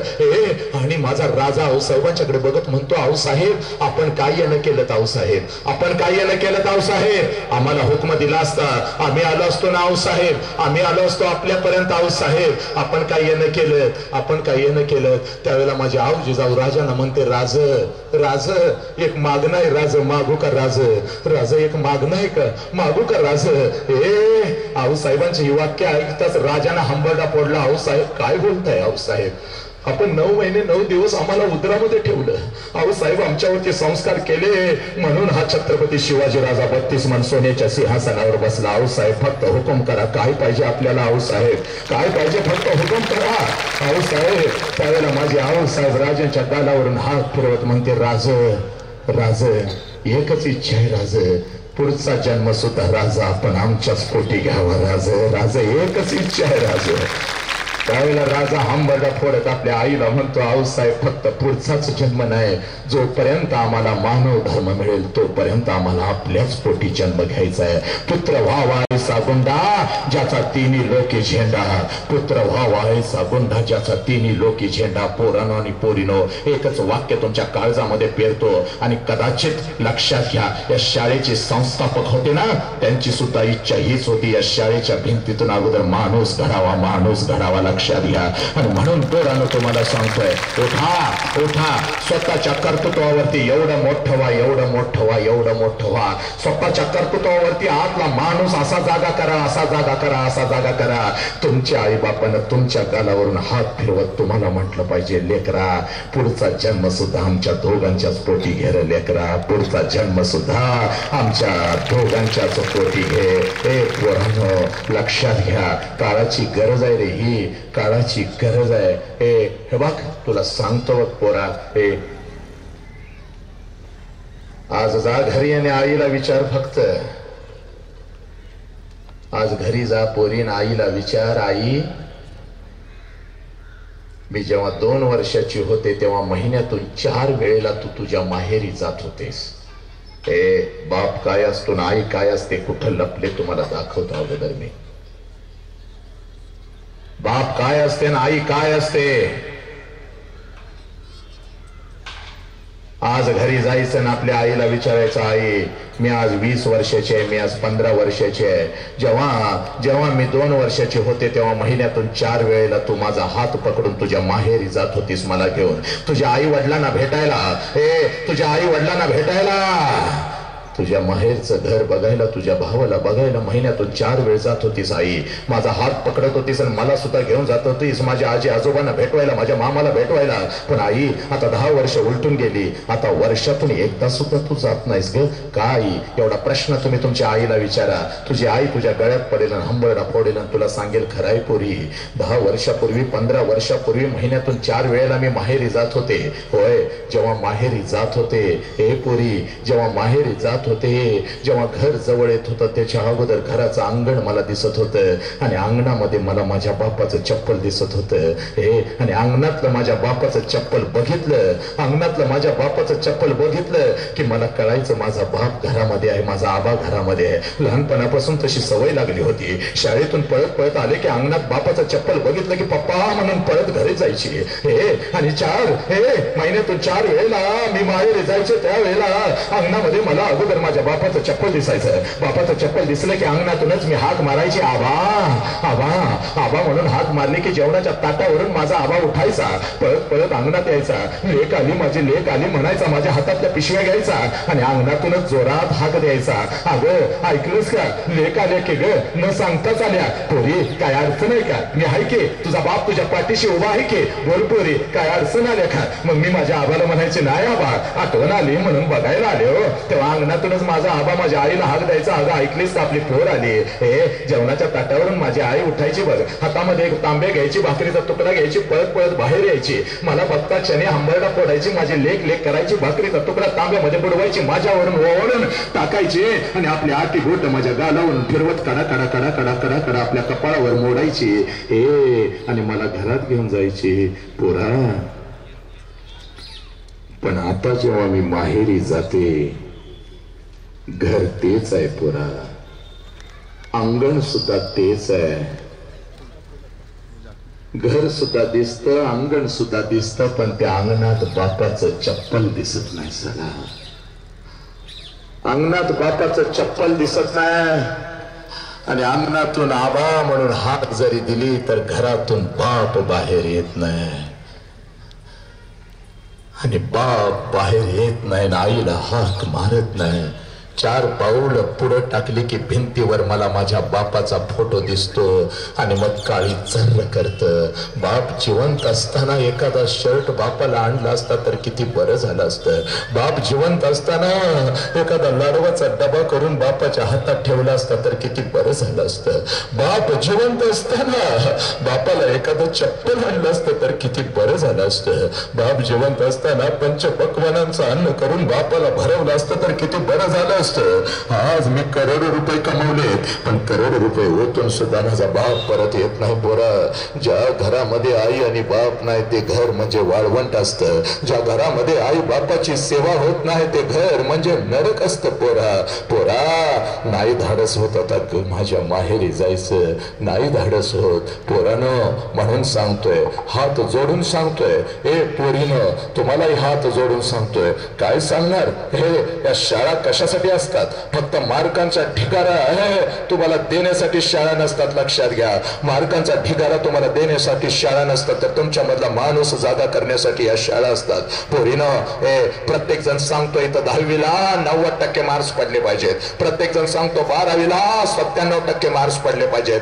पण आज जरा प्रवाहाच्या विरुद्ध दिशेला जाऊन मी तुला सांगतोय बघ, काय कर बघ, आज घरी जा बघ. पोरी इकडे बघ, 12वीला एक वेळ नापास झालीस तरी चालेल बघ, झालीस नापास ना, पळत पळत जाऊन बापाला सांग पप्पा नापास झाले 10वीला. तुझा बाप काय करेल मी तुला सांगतो, तुझा बाप तुला मिठी मारेल बघ, तुझ्या गालावरून हात फिरवत म्हणेल पोरी गेला एखादा विषय तर जाऊ दे की, गेलं एखादं वर्ष तर जाऊ दे की, कारण तेच तुझा बाप आहे ना तुझ्या पाठीशी. पुन्हा अभ्यास कर, पुन्हा परीक्षेला बस, आणि कर्ज काढावं लागलं तर चालेल पोरी, एखादा गुंठा जागा विकावा लागला तरी चालेल, पण तुला शिकवल्याशिवाय हा तुझा बाप शांत बसणार नाही. चाल पोरी, पोरीनं म्हणून सांगतोय ग, पोरानं आज जरा स्वतःच्या खांद्यावर जबाबदारी घेऊन तुला सांगतो बघ, एक वेळ 10वीला नापास झालीस तरी चालेल, एक वेळ 12वीला नापास झालीस तरी चालेल. ऐक पोरी, पोरी, तुला नाही डॉक्टर होता आलं तरी चालेल, तुला नाही इंजिनियर होता आलं तरी चालेल, तुला नाही वकील होता आलं तरी चालेल. आणि पोरानं अगदी शेवटच्याच टप्प्यात जाऊन सांगतो, आयुष्यभर बापाच्या जीवावर बसून खावं लागलं तरी चालेल 72 साला, पण आयुष्यात असं कुठलंच काम करू नका ज्याच्यामुळं तुमच्या आई बापाला मान खाली घालावी लागेल. पोरानं आयुष्यामध्ये असं कुठलंच काम करू नका ज्याच्यामुळं तुमच्या आई बापाला मान खाली घालावी लागेल. त्याचं कारण सांगतो रे, इथं अध्यात्म आहे बघ, इथं विज्ञान आहे, इथं इतिहास आहे, इतिहासाचा अभ्यास केला, विज्ञानाचा अभ्यास केला. लक्षात घ्या, आणि म्हणून सांगतो बघ माझ्या व्याख्यानाला, इतिहासाचं विज्ञानाचा अध्यात्माचा अधिष्ठान आहे. पोरा, जिवंतपणी बापाला कधी आपल्यामुळे मान खाली घालायला लावायचे नाही, त्याला कारण आहे रे, मेल्यानंतर बापाला जाळतात असं म्हणतात. ऐका रे पोरानं, एका मिनिटात सांगतो, फक्त हसून जायचं नाही रे इथून, आज बदल झाला पाहिजे, तुझं पोरग तसं घडलं पाहिजे बघ. शिकव आई म्हणून पोराला, आई म्हणून शिकव पोराला बाप काय असतो, आणि बाप म्हणून शिकव पोराला आई काय असते. लक्षात घ्या पोरानं, मेल्यानंतर बापाला जाळतात असं म्हणतात रे, पोरानं चूक आहे. मेल्यानंतर बापाला जाळत नाहीत रे, अजिबात जाळत नाहीत. मेल्यानंतर बापाला जाळत नाहीत रे पोरा, मेल्यानंतर त्याचं फक्त निर्जीव शरीर जाळतात. ऐकून घ्या नीट, मेल्यानंतर त्याचं फक्त निर्जीव शरीर जाळतात. पण आपल्यामुळे जर आपल्या बापाला मान खाली घालावी लागली तर जिवंतपणे रोज बाप मरत असतो, रोज बापाची चिता जळत असते, आपल्या हाताने आपण चिता रचत असतो, कण कण बाप मरत असतो. 3-3 पिढ्याच्या रस्त्यावरून वाघासारखा बाप फिरत असतो, त्याच रस्त्यावर कुत्र्यासारखी मान घालून आपला बाप फिरत असतो आपल्यामुळं. म्हणून पोरानो, पोरानो, जीव गेला तरी बेहत्तर, लक्षात घ्या, जीव गेला तरी बेहत्तर, आपल्यामुळं आपल्या बापाची मान चुकता कामा नये पोरा. कारण याला इतिहास आहे बघ, एका मिनिटामध्ये सांगतो, एका बापासाठी पोरानं काय केलं. मृत्यूच्या दारात संभाजी राजा उभा होता. मातानो ऐका, पोरग कसं घडवायचं असतंय. आई वडिलांच्या पाया पड म्हणून पोराला कधीच सांगायचं नसतं का, शब्दाने संस्कार लागत नाहीत. आई वडिलांच्या पाया पडा हे पोरांना कधीच सांगू नको. तू तुझ्या आई वडिलांच्या पाया पड, पोरग तुझ्या पाया पडल्याशिवाय राहणार नाही. संस्कारांची प्रतिकृती अगोदर तयार कर. पोरांना फक्त सांगून उपयोग नाही, व्यायाम करा. अगोदर बापानं आईनं व्यायाम केला पाहिजे. अगोदर बाप निर्व्यसनी पाहिजे, अगोदर बाप चारित्र्यवान पाहिजे, तेव्हा लेकरू घडतं बघ. त्यातलं ज्वलंत उदाहरण आहे इतिहासामध्ये. वयाच्या 32व्या वर्षी संभाजीराजा मृत्यूच्या दारात उभा असतो. संभाजीराजा, शत्रु औरंगजेब विचारतो, संभा हम तुम्हारी जान बख्श देंगे, सिर्फ हमें चाहिए तेरा स्वराज्य, तेरे बाप के जितने भी गडकोट है हमारे चरणों में राख. ऐका, संस्कार कसे असतात आणि संस्कार कसे लागतात एका मिनिटात सांगतो पालकानं. आजपासून मार्क्स नंतर अगोदर संस्कार हे सूत्र तयार झालं पाहिजे. मार्क्स नंतर अगोदर संस्कार. पोरग मनानं घडलं पाहिजे, पोरग शरीरानं घडलं पाहिजे. आई त्याला कळाली पाहिजे, बाप त्याला कळाला पाहिजे, राष्ट्र त्याला कळालं पाहिजे. कारण मृत्यूच्या दारात हसणाऱ्यांची ही माती आहे. मृत्यूच्या दारात सुद्धा हे क्रांतिकारक हसलेले आहेत. हे बाप संभाजीराजांना शत्रू विचारतो तेरी जान बख्श देंगे, हमें चाहिए तेरे बाप का स्वराज्य हमारे चरणों में रख. त्यावेळेला संभाजी महाराज म्हणतात वय 32 आहे, मृत्यूच्या दारात मी उभा आहे. वय 32 आहे, मृत्यूच्या दारात मी उभा आहे. पण ऐक, ज्या वेळेला वय 9 वर्षाचं होतं तेव्हा तुझ्या 50व्या वाढदिवसानिमित्त मी आग्र्याला आलो होतो माझ्या बापाबरोबर तुझ्या भेटीस माझा बाप आलेला होता पुरंदरच्या तहानुसार. आणि लक्षात घे, ज्या वेळेला तुझ्या दरबारात आम्ही प्रवेश केला त्यावेळेला तुझ्या प्रत्येक सरदारानं मान झुकवली होती. आणि मृत्यूच्या दारात माझा बाप उभा होता छत्रपती शिवाजी राजा. तेव्हा मी माझ्या बापाकडे बघत होतो, आता माझा बाप सुद्धा मान झुकवतोय काय. पण त्या दरबारामध्ये माझ्या बापानं मान झुकवली नाही, तर हिमालयासारखी मान उंच केली, वाघासारखी टरकाळी तुझ्या नजरेत नजर घालून फोडली. तेव्हा 9 वर्षाचा संभाजी राजा आपल्या बापाकडून शिकला. मृत्यूच्या दारात जरी उभा असलो तरी स्वाभिमान कधी विकायचा नाही, स्वाभिमान कधी विकायचा नाही. तोच संभाजी राजा आज वयाच्या 32व्या वर्षी मृत्यूच्या दारात उभा आहे. देहाचे तुकडे झाले तरी चालतील, हा शिवपुत्र कदापि तुझ्या समोर शिकणार नाही. तापलेल्या साड्या आल्या, डोळ्याच्या आर पार गेल्या, जिवंत डोळे काढले, पण संभाजी राजाच्या चेहऱ्यावरचं तेज हटलं नाही. कारण संभाजी राजांना त्यांचा बापानं केलेले संस्कार. आम्ही लेकरांच्यावर काय संस्कार करतो? पोराला चांगला शर्ट घेऊन दिला आणि पोराला पैसे दिले म्हणजे संस्कार नाही झाले. पोराला समजावून सांगा त्याचा बाप काय आहे, पोराला समजावून सांगा संघर्ष काय आहे. विनाकारण पोरांचे लाड केले तुम्ही, विनाकारण लाड केले. पोरांना बाप कळे ना, आईचं कर्तव्य आहे, बापाचं कर्तव्य आहे. फक्त मार्कांचा ढीक हे नाही. 5 मिनिटात थांबतो बघ, जास्त वेळ मी तुझा घेत नाही बघ. कोण बोलतंय रे तिथं? नालायक, थोबाड फोडेन तिथं येऊन. आरामखोर, शांत बस.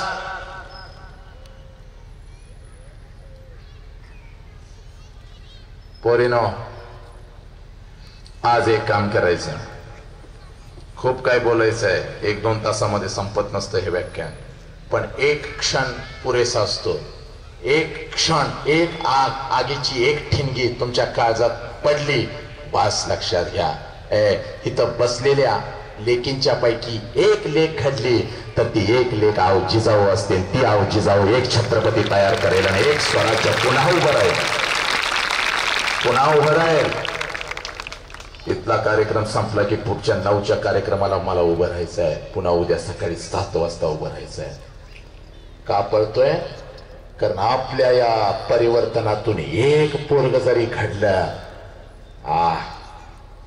सार्थक आयुष्याचं. पैसा कोणी कमावत, पोराला पैसा कमवण्यासाठी तयार करू नका, पोराला माणसं कमवण्यासाठी तयार करा. पैसा आपोआप पोरांच्या मागे येईल.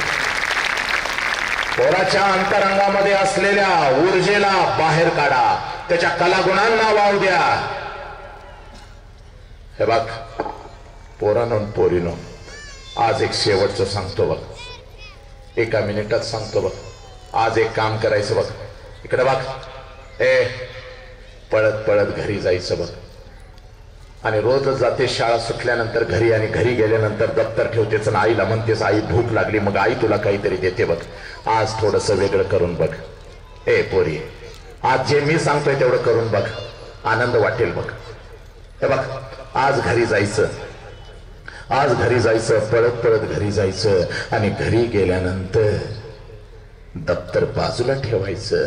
आणि 100% मी तुला सांगतो बघ, तुझा बाप कामावरती गेलाय, तो घरात कधीच थांबत नाही. तो कामावरती गेलाय बघ, सकाळी गेलाय बघ डबा घेऊन, संध्याकाळी 8-8:30ला परत येतो बघ. तू बापाची वाट बघायची.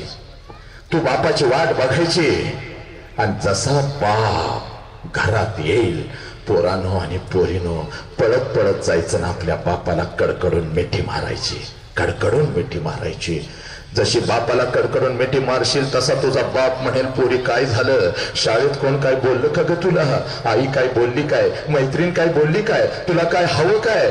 त्यावेळेला रडत रडत पप्पाला फक्त एवढं सांग, पप्पा पप्पा मला कोणी काय बोललं नाही पप्पा, पण जेव्हा मी 2 वर्षाची होते पप्पा तेव्हा रोज तुम्हाला मिठी मारत होते पप्पा, जेव्हा 2 वर्षाची मी होते तेव्हा रोज तुम्हाला मिठी मारत होते पप्पा, तेव्हा मला माझा बाप कळत होता. आता मी मोठी झाले पप्पा, 15 वर्षाची झाले, बाप काय असतोय विसरून गेले होते पप्पा, बाप काय असतोय विसरून गेले होते, तुम्हाला मिठी मारत नव्हते पप्पा. पण आज पप्पा शाळेतलं व्याख्यान ऐकलं पुन्हा मला बाप कळाला, म्हणून पप्पा आज मी तुम्हाला मिठी मारते पप्पा. पोरी जा आणि तुझ्या बापाला मिठी मार पोरी, बघ तुझ्या बापाची बीपीची गोळी आजपासून बंद होते की नाही बघ पोरी.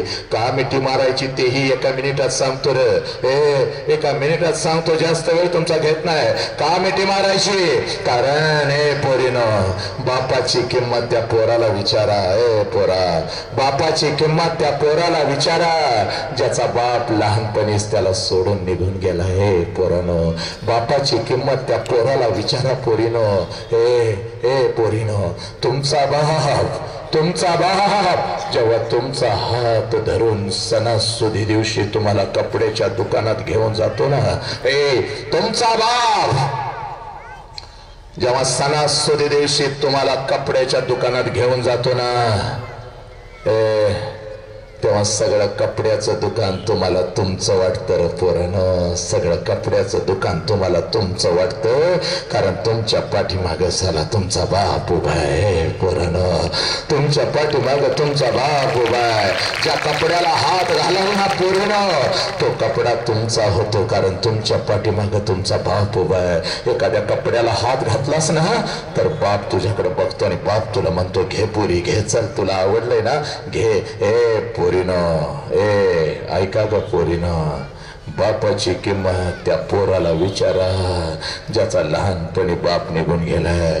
तुमच्या अंगावर नवीन कपडे असतात पोरानं, तुमच्या अंगावर नवीन कपडे असतात, पण बिना बापाचं पोरग कुठल्या तर झाडाखाली असं उभं असतंय. अनुभवलंय आपण, अनुभवाचे बोल आहेत रे. हे पुस्तकातलं वाचून सांगत नाही किंवा कुठल्या तर एका वक्त्याचं किंवा कीर्तनातला विचार ऐकून तुमच्या समोर मांडत नाही. वसंत हंकारेनं अनुभवलेला आहे. बिना बापाचं पोरग कुठल्या तर झाडाखाली उभं असतं आणि तुमच्या अंगावरची नवीन कपडे बघत असतं. आणि ती नवीन कपडे बघत त्या पोराला वाटतं साला माझा बाप जर जिवंत असता तर माझ्या अंगावर सुद्धा अशी नवीन कपडे चढली असती. साला माझा बाप जिवंत असता तर मी सुद्धा आज असताना सुधी दिवशी अशी नवीन कपडे घातली असती. ते बिना बापाचं पोरग पळत पळत घरी जातो बघ, बिना बापाचं पोरग पळत पळत घरी जातो आणि आपल्या आईला म्हणतो आय माझ्या सगळ्या मित्रांच्या अंगावर नवीन कपडे आहेत आय, मला ग आय मला. पोरानं त्यावेळेला त्या पोराला आई मिठी मारत म्हणते बाळा 2 दिवसानं येणार आहेत माझं पैसं, 2 दिवसानं येणार आहेत माझं पैसं, घेते तुला एखादा नवीन शर्ट. त्या पोराला माहित असतं, त्या पोराला माहित असतं 2 दिवसानं आपल्या आईचं पैसे येणार नाही, तर आईला माहित असतं 2 दिवसानं आपण पोराला शर्ट घेऊन देऊ शकत नाही. पोरग आईला मिठी मारून रडतं ना आई पोराला मिठी मारून रडते. आणि हळूच पोरग म्हणतं आपल्या आईला आय आपलंच आबा आपल्याला लवकर सोडून का गेलं ग. पोरानं आहे ना बाप घरात, पळत जायचं आणि बापाला कडकडून मिठी मारायची. ऐक बाप शाळेत तुमची फी भरायला येतो तेव्हा बापाला बघायचं नाही, शाळेत एखादा डबा घेऊन येतो तेव्हा बापाला बघायचं नाही. नालायकानो ऐका रे, बापाच्या उंची एवढी आपली उंची झाली म्हणजे बापा एवढ्या वेदना आपण कधीच सहन करू शकत नाही. नालायक हरामखोर, मस्ती आले तुम्हाला, सोन्यासारख्या बापाला पायाखाली घेता, सोन्यासारख्या आईला पायाखाली घेता, कारण लेकरूच आम्ही तसं घडवलं नाही. बापाला कधी बघायचं? रात्रीच्या 2 वाजता कधी तर उठायचं, जिथं बाप झोपलाय तिथं जायचं, झोपलेल्या बापाला बघायचं. त्याच्या अंगावरचं बनियन आणि अंडरवेअर 4 ठिकाणी फाटलेले असते साला, पण तुमच्या अंगावर नवीन ब्रँडेड कपडा चढवतो, त्याचं नाव बाप आहे, त्याचं नाव बाप आहे. आई रडते, आईचे अश्रू दिसतात म्हणून तुम्हाला वाटतं आईच माझी फक्त माझ्यासाठी रडते. नाही पोरा, या जगात तुझ्यासाठी शेताच्या बांधावर बसून आणि रात्रीच्या अंधारात बसून जर खऱ्या अर्थानं कोण हंबरडा फोडत असेल तर त्याचं नाव बाप आहे, त्याचं नाव बाप आहे. हा बाप नाही कळाला आमच्या पोरांना. छत्रपती नाही कळाले, शहाजीराजे नाही कळाले, विश्वरत्न डॉक्टर बाबासाहेब आंबेडकर नाही कळाले. ज्या संस्थापकांनी ही शाळा स्थापन केली त्यांची वेदना, त्यांची तळमळ काय होते नाही कळालं आम्हाला.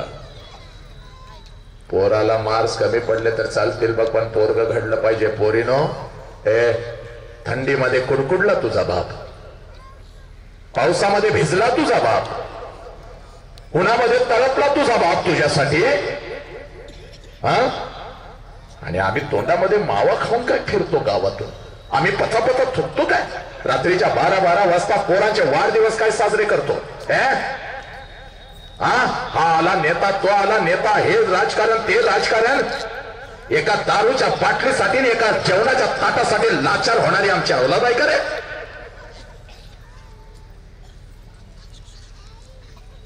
लाचार नाही पाहिजे पोरानो, लाचारी नाही पाहिजे. एका वाघिणीनं एका वाघानं तुला जन्म दिलाय वाघ, लाचारी नाही पाहिजे. वाघ बापाच्या उंची एवढी उंची झाली, बापाचा शर्ट बसायला लागला म्हणजे बापा एवढ्या वेदना तू सहन करू शकत नाहीस. तू जेव्हा व्यसन करतोस, एखादी बियर पितोस, दारू पितोस, सिगारेट ओढतोस आणि तू बाप तुला बघतो ना, तेव्हा बाप तुला काय बोलत नाही. पण पळत पळत घरी जातून तुझ्या आईच्या खांद्यावर, तुझ्या आईच्या गळ्यात पडून हंबरडा फोडतून स्वतःला मारून घेतो. या दिवसासाठी का मी जिवंत राहिलो होतो? पोराला एवढं मोठं केलं आणि पोरगं व्यसन करतोय. पोरानं जीव गेला तरी बेहतर व्यसन नाही करायचं. जे व्यसन 2 तासात उतरतं ते व्यसन करायचं नाही. व्यसन करायचं तर संभाजीराजांच्या सारखं करायचं. स्वराज्यासाठी बलिदान केलं, 400 वर्ष झाली, अजून आमची नशा उतरत नाही. स्वराज्य कसं उभं करावं छत्रपतींच्याकडून शिकावं, स्वराज्यासाठी शरीराचे तुकडे कसे करून घ्यावे हे माझ्या सावित्री आईसारखं व्यसन पाहिजे. बाग शिक्षण आहे, शिक्षणाचा पाया रोवला, प्रत्येक घरामध्ये जिनं सावित्री आई तयार केली ते व्यसन पाहिजे पोरीनं. मग जो बाप तुमच्यासाठी नागडा राहिला, उघडा राहिला, त्या बापाच्या तोंडावर थुकून जाताना तुम्हाला लाज वाटत नाही का? आयानो, पोरीना घडवा. पोरीचा मोबाईल तिचा हातात दिल्यानंतर ती काय करते, कोणाला मेसेज पाठवते, कशा पद्धतीने पाठवते, कोण तिचा मित्र आहे, काय आहे, सगळ्या गोष्टी तुम्ही रोजच्या रोज बघितल्या पाहिजेत. तुम्ही बघत नाही, फक्त तिच्या हातामध्ये मोबाईल दिला, पोरगी शाळेला गेले, विषय संपला. सगळी जबाबदारी शिक्षकांची, सगळी जबाबदारी शाळेंची. नाही चालायचं. पोरीनो ऐका का, तुझा बाप असा पोलीस स्टेशनला उभा असतो, मी बघितलाय बाग. रोज 5-5 हजार लेकरांच्या नजरेत नजर घालतोय, रोज हजारो पालकांच्या नजरेत नजर घालतोय म्हणून सांगतोय बाग. आणि वास्तववादी वक्ताय, तीक्ष्ण उत्तरे हाती घेऊन बाण फिरे नाही भेड वाढ, तुका म्हणे सान दोर. आपण कोणाला भेट नाही बाग. ऐक, तुझा बाप असा पोलीस स्टेशनला उभा असतो, जिथं तुझा बाप उभा असतो ना तिथली सगळी जमीन अशा अश्रूनं भिजलेली असते. तिथं जोर जोरात हंबरडा फोडत असतो तुझा बाप. पोलिसांना सांगत असतो, साहेब काय वाटेल ते करा, साहेब काय वाटेल ते करा, माझ्या पोरगीला शोधून काढा साहेब, माझ्या पोरगीला शोधून काढा. शाळेला म्हणून गेली साहेब, आणि घरीच आली नाही साहेब. 2 दिवस झालं कुठं गेली असेल साहेब, तिच्या शरीरावर किती अत्याचार होत असेल साहेब. माझी पोरगी लहान आहे साहेब, शोधून काढा साहेब. जे पाहुणे कधीच फोन करत नव्हते ते सुद्धा सगळे फोन करतायत साहेब. कुठे गेली रे पोरगी, 2 दिवस अन्नाचा पाण्याचा थेंब फुटत नाही साहेब माझ्या पोरगीला शोधून काढा. नालायक हरामखोर, ज्या बापानं 20 वर्ष तर हाताच्या फोडासारखं तुम्हाला जपलं, त्या बापाच्या तोंडावर थुकून कोण तर 2 महिन्यासाठी 2 वर्षासाठी तुमच्या आयुष्यामध्ये नालायक येतो, ज्याच्याबद्दल तुम्हाला काहीच माहिती नसते, तो व्यसनी आहे का, त्याच्या आईबद्दल माहिती नसते, बापाबद्दल माहिती नसते, खानदानाबद्दल माहिती नसते, तुमच्यापेक्षा वयाने 10 वर्षाचा मोठा असतो, आणि ज्या बापानं जन्म दिला त्याच्या तोंडावर थुकून पोरीनं तुम्ही निघून जाताना लाज नाही का वाटत तुम्हाला? ए पोरीनो, आमच्या शाळेच्या भिंतीने आम्हाला हे शिकवलं नाही. बापाच्या तोंडावर थुकून निघून जातात आणि पोलीस स्टेशनला बापा विरोधातच केस खटला दाखल करता. या बापापासून मला धोका आहे म्हणून लाज वाटते का तुला पोरी? लाज वाटते का? ए पोरीनो, सांगा पोरीना, शिकवा पोरीना. 10वीला पोरी मार्क्स कमी पडू दे, पण चारित्र्य सोडू नको, संस्कार सोडू नको, कारण तू आमची संपत्ती आहे. शिकवा तिला, तिच्या काळजामध्ये पेरा. पोरीनो, तुम्हाला फसवलं जातंय पोरीनो, प्रेमाच्या नावाखाली तुम्हाला विकलं जातंय पोरीनो, प्रेमाच्या नावाखाली तुमच्यावर बलात्कार केला जातोय पोरीनो. त्या लांडग्यांची वासना शांत झाल्यानंतर तुझे तुकडे केले जातात, फ्रीज मध्ये भरून ठेवले जातात पोरी, परदेशात नेऊन तुला विकलं जात आहे पोरी या प्रेमाच्या नावाखाली. ऐका, बापाच्या तोंडावर जो थुकायला लावतो तुला घेऊन जातो तो तुझ्यावर कधीच प्रेम करू शकत नाही. तुझ्यावर प्रेम करणारा एकच देव आहे, ज्या देवाचं नाव बाप आहे पोरी, ज्या देवाचं नाव बाप आहे.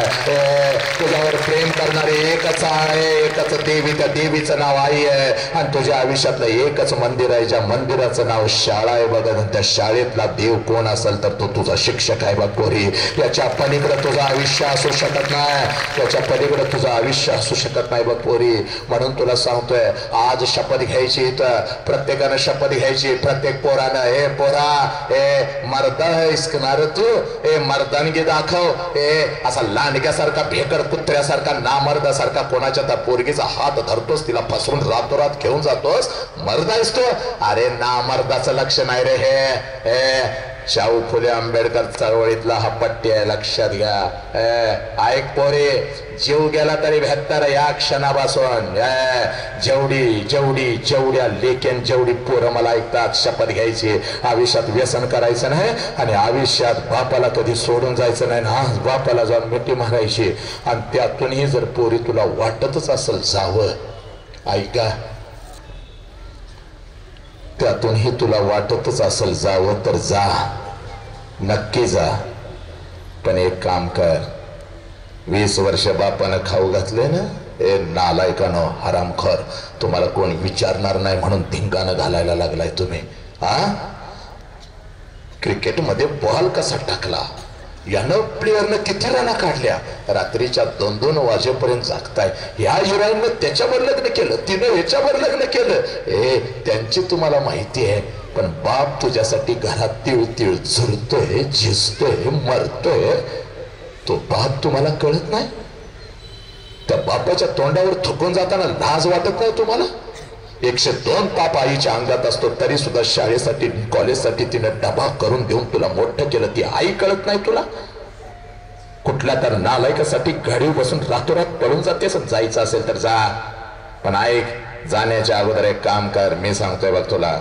जाण्याच्या अगोदर बापाला जवळ बोलव आणि बापाला सांग, पप्पा 20 वर्ष मला तुम्ही खाऊ घातलं, पप्पा 20 वर्ष तुम्ही मला अन्न घातलं, पप्पा मला आज माझ्या हातून तुम्हाला भरवायचं आहे. बाप आनंदानं उड्या मारेल, पोरी मोठी झालीस की ग, ये जा, जेवणाचं ताट घेऊन, अन्नाचं ताट घेऊन ये जा, मला तुझ्या हातून खायचं आहे. पोरी ताट कर, पण चोरून त्याच्यामध्ये विष घाल पोरी, चोरून त्याच्यामध्ये विष घाल. विषानं भरलेलं ताट घेऊन ये बापाजवळ, तो घास उचल आणि हसत हसत बापाला चार पोरी. विषाचा घास बापाला चार. बाप तुझा मरू दे, समाज त्याला जाळू दे, त्याची राख एकदाची डोळ्यानं बघ पोरी, आणि त्याच्या माघारी घर सोडून निघून जा पोरी, त्याच्या माघारी घर सोडून निघून जा. कारण जिवंतपणीचं मरण लय वाईट असतंय पोरी, आणि बापाला ते मरण देऊ नकोस पोरी. तू निघून जातेस तेव्हा टाचा घासत असतो बघ पोरी, हंबरडा फोडत असतो बघ पोरी, वाघासारखा बाप कुत्र्यासारखा लाचार होत असतो. माझी पोर पोर करत, पोरीनो, पोरानो. सगळी विद्यापीठं तुम्हाला डॉक्टर व्हायला शिकवतायत, सगळी विद्यापीठं तुम्हाला इंजिनियर व्हायला शिकवतायत. या वसंत हंकारेचं विद्यापीठ तुम्हाला माणूस व्हायला शिकवत आहे. काय स्वीकार करायचा तुम्ही ठरवा भास. हे विद्यापीठ स्वामी विवेकानंदांचं आहे, हे विद्यापीठ छत्रपतींचं आहे, हे विद्यापीठ बुद्धांचं आहे, हे विद्यापीठ टिळक आगरकरांचं आहे, हे श्रीराम प्रभूंचं हे विद्यापीठ आहे. त्या विद्यापीठाचा मी विद्यार्थी आहे आणि आमच्या विद्यापीठामध्ये माणूस घडतो. माणूस माणूस माणूस घडतो. तो माणूस आम्हाला पाहिजे, तो माणूस आम्हाला पाहिजे. बस काय बोलू, थांबतो इथं. पण आज प्रत्येक पालकाच्या अंतरंगामध्ये आग पेटली पाहिजे. बघ, तुझ्या पोटाला आलेलं पोर म्हणजे छत्रपती आहे आणि आलेली पोर म्हणजे आवजी जावयाची जाणीव राहिली पाहिजे. पोरांनो, जीव गेला तरी बेहतर रोज उठल्या उठल्या आपल्या बापाच्या पाया पडायचं आणि इकडे यायचं. बापाला मिठी मारायची, बघ, कडकडून मिठी मारायची. कशी तुला एका मिनिटामध्ये दाखवतो. ए, पालक कोण आले तिथं? वडील पालक म्हणून कोण आलेत का? हात वर करा जरा. इकडे एक मिनिट, इकडे या. अजून कोण आले? पालक जरा इकडे या प्लीज. इथं या प्लीज. कम. अजून कोण आले? एक दोन. या इकडे या, इकडे या या या इकडे या. बस या इकडे या. एक मिनिटामध्ये तुम्हाला सांगतो पोरांनो बाप काय असतो. हे माणुसकीचं विद्यापीठ आहे ना हे. इथं उभं राहा सर, इथं उभं राहा सर. या इकडे सर प्लीज. कम या. बस ओके या इथं. एका मिनिटामध्ये तुम्हाला काय करायचं सांगतो बघ. हा बाप आहे बघ पोरी. येस, हा बाप आहे बघ पोरी. हा बाप आहे, हा बाप आहे. 1 2 3 4 हा बाप आहे. या या या या इकडे. हे बाप आहेत बघ पोरी. हे कोणाचे पप्पा आहेत? कोणाचे पप्पा आहेत? हात वर करा. कोणाचे पप्पा आहेत? ये इकडे उभे राहा. कोणाकोणाचे पप्पा आहेत तिथं? कोणाकोणाचे पप्पा आहेत? इकडे ये लवकर. इकडे. अजून कोणाचे पप्पा आहेत तिथं? ये इकडे.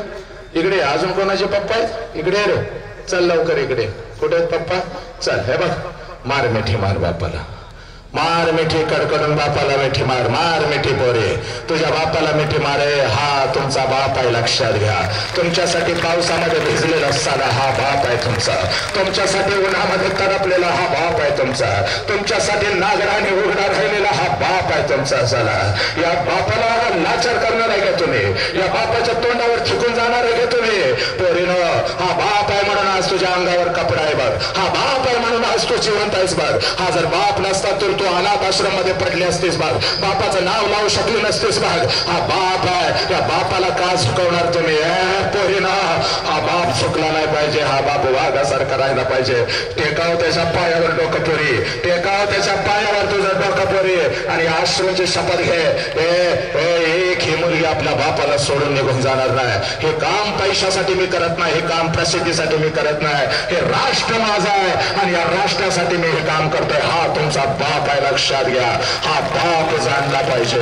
हा बाप जाणला पाहिजे. बस याच्या पुढे मी काय बोलू. चला, आपली लेख आपल्याला मिळाली, आनंद आहे, सब मंगल आहे. बसा आपल्या जागेवरती. लेकिन मुखातून काही चुकीचा शब्द गेला असेल तर या वसंत नावाच्या बापाला माफ करा. आपली सेवा करण्याची संधी मला दिलात.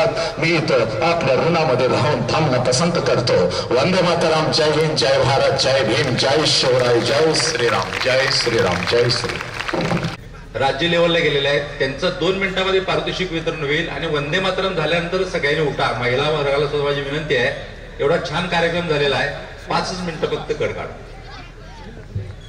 यानंतर 400 मीटर धावणे राष्ट्रस्तरावर ज्या विद्यार्थ्यांची निवड झालेली आहे त्या सर्व विद्यार्थी आणि त्यांचे पालक निखिल सुधाकर डिग्रजकर राज्य स्तरावर द्वितीय क्रमांक.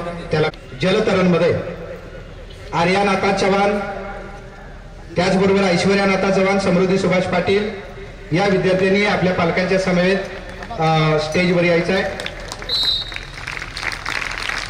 आदिती दशरथ सनगर तृतीय राष्ट्रस्तरावर आलेले आहे, त्यांनी समोर यायचं आहे.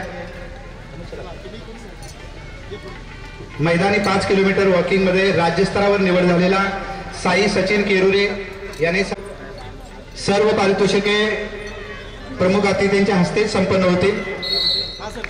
यानंतर जिल्हा स्तरावर 400 मीटर धावणे 600 मीटर धावण्यामध्ये द्वितीय क्रमांक मिळवलेल्या सदिच्छा सुनील नागरकोळे, मैदानी स्पर्धेमध्ये हेमरस्टॉव सुहान नसीर पटेल, आदिती सिद्धाजी कांबळे चित्रकला जिल्हा स्तरावर तिचा पहिला क्रमांक आलेला आहे. या सर्व विद्यार्थी विद्यार्थिनींनी ताबडतोब स्टेजवर यायचं आहे. ओके सर, ओके सर, पुढे घ्या.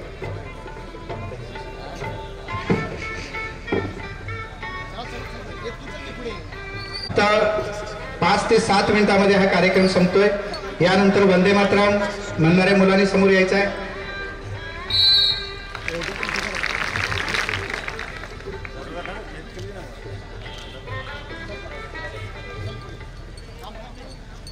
शालेय स्तरावर, राज्य स्तरातून राष्ट्रीय स्तरावर गेलेल्या विद्यार्थ्यांचा हा कौतुक सोहळा आजचे प्रमुख वक्ते प्राध्यापक वसंत अंकारे साहेब यांच्या हस्ते होत आहे. आवाज वाढवा जरा.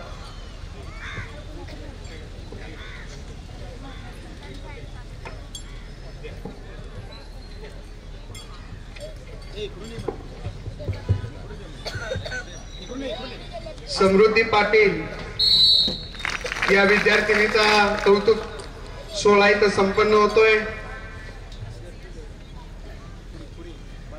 यानंतर अदिती सनगर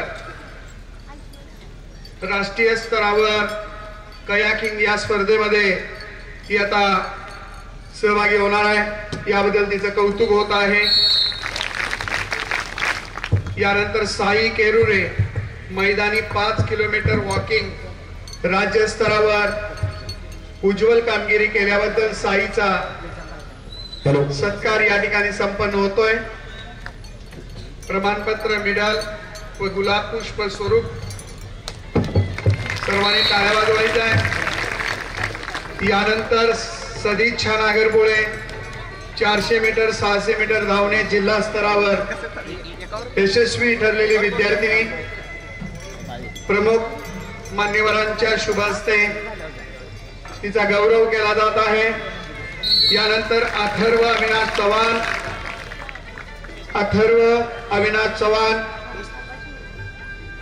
मॅरेथॉन स्पर्धेमध्ये जिल्हा स्तरावर यश प्राप्त केलेला आहे. प्रभाळकर सर यांच्या शुभ हस्ते त्याचा गौरव केला जात आहे. त्यानंतर सुहान नासिर पटेल हॅमर थ्रो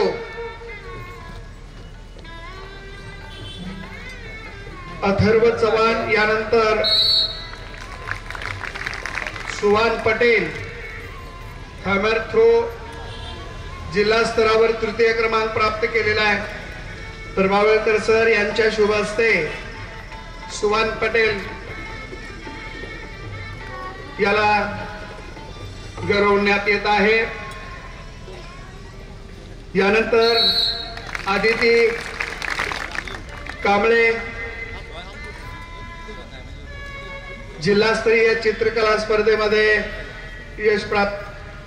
सुहान पटेल तृतीय क्रमांक जिल्हास्तर.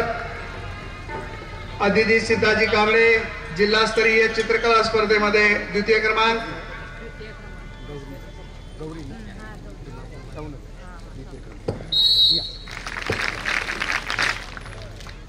यानंतर विद्यालयाच्या वतीनं महिला पालकांसाठी स्पर्धांचं आयोजन केलं होतं. जिम्मा फुगडी स्पर्धा गणेशोत्सवानिमित्त आयोजित केलेल्या होत्या. यामध्ये रामलिंग महिला जिम्मा फुगडी गट ताळामोडी वसाहत कागल यांचा जिम्मा फुगडी स्पर्धेमध्ये प्रथम क्रमांक आलेला आहे. बक्षीस रोख रक्कम पुष्पगुच्छ देऊन प्रमुख मान्यवरांच्या हस्ते या ग्रुपचं घेऊ प्रमुख मान्यवरांच्या हस्ते या महिला गटाला गौरवण्यात येत आहे. रामलिंग महिला जिम्मा फुगडी गट ताळामोडी वसाहत.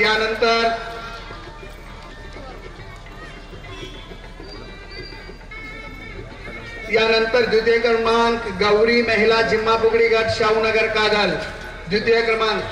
रोख रक्कम व पुष्पगुच्छ हे स्वरूप आहे.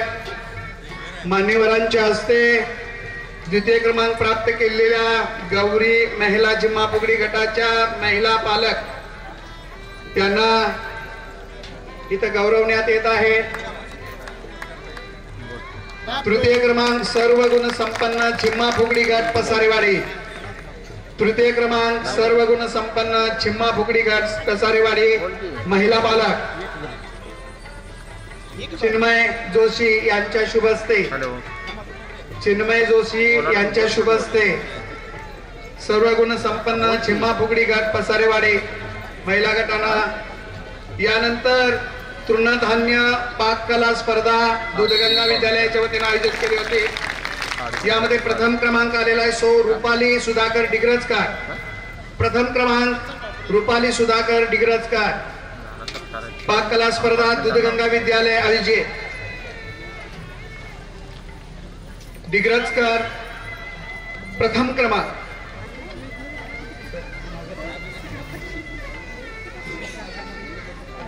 द्वितीय क्रमांक शुभांगी विजय मखदूम.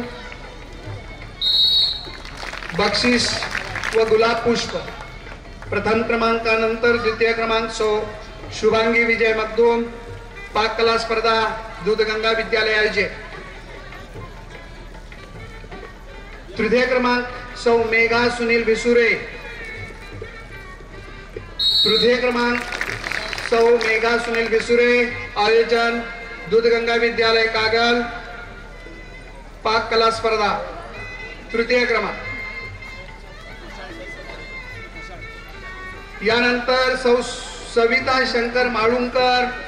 चतुर्थ क्रमांक. आयोजन दूधगंगा विद्यालय कागल. स्पर्धेचं नाव पाककला स्पर्धा. चतुर्थ क्रमांक. मुलांनी टाळ्या वाजवायच्या आहेत. उत्तेजनार्थ क्रमांक शर्मिला प्रकाश कवाळे. उत्तेजनार्थ क्रमांक शर्मिला प्रकाश कवाळे. आयोजन दूधगंगा विद्यालय कागल. स्पर्धेचं नाव पाककला स्पर्धा. माननीय श्री योगेश गाताडे यांच्या शुभ हस्ते हे बक्षीस देण्यात येत आहे. यानंतर श्री स्वामी समर्थ विद्या मंदिर आयोजित पाककला स्पर्धा प्रथम क्रमांक पूजा तानाजी मशाळकर. गाताडे साहेबांच्या शुभ हस्ते हे बक्षीस देण्यात येत आहे. पूजा तानाजी मशाळकर प्रथम क्रमांक. आनंदराव पाटील काका यांच्या शुभ हस्ते दीपाली दीपक पाठक यांना बक्षीस देण्यात येत आहे. यानंतर पल्लवी सुहास शिंदे. चतुर्थ क्रमांक. स्वामी समर्थ विद्या मंदिर आयोजित पाककला स्पर्धा प्रकाश कदम यांच्या शुभ हस्ते. मी कदम साहेबांना विनंती करतो की आपण हे बक्षीस द्यावाने. मीनाक्षी कळमकर. उत्तेजनार्थ